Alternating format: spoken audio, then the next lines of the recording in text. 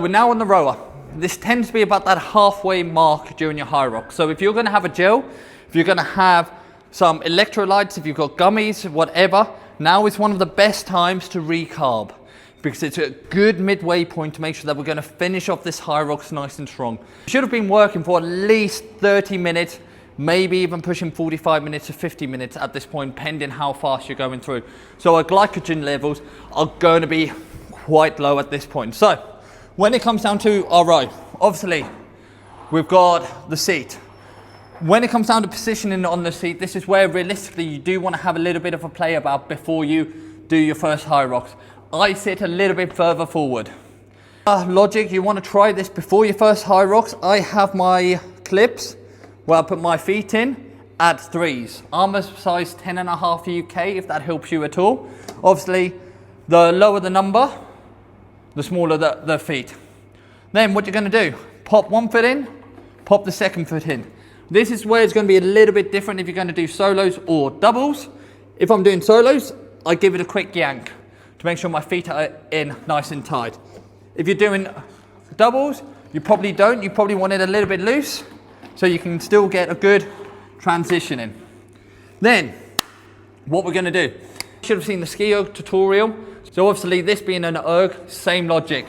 We want to make sure we get as much air in there as we can. That's going to make our life easier. Personally on the row, I have mine about 6. And I actually found out I liked 6 by a mistake when I was doing my last Hyrox, because the judge didn't change my rower from 9 back down to 8. So I tried to clip it and knocked it a little bit lower than what I normally had it, and I actually rode a decent row at that level. Now, one of the most important things when we're on this row, similar logic to the ski erg, this is sort of like a recovery station, for better use of a word. So you do not want to be gassing yourself out during this exercise, because you're going to blow yourself out. And as I said with the ski erg, it's going to be a lot easier to make up the time in the next run compared to going a little bit faster on this row. So what we're going to do, we're going to grab the handles. You're going to push your legs. Once you push your legs, you're then going to pull the handles into your upper ribs.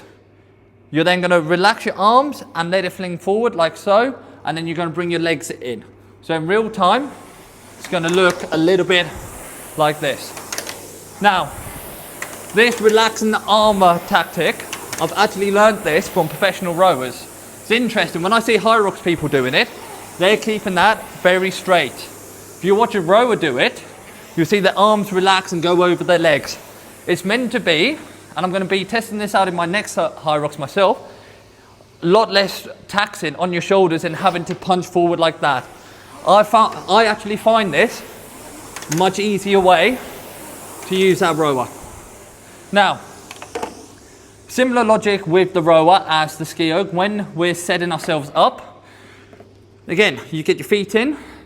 The row, there's no air in there. The erg is going to be dead. So you're going to pull it back a third, pull it back 2/3, and then 3/3. And then we're straight into that full stroke rows. As always, if you have any questions about your form, about tactics, please feel free to drop me a message. Anyway, have a great day. Bye.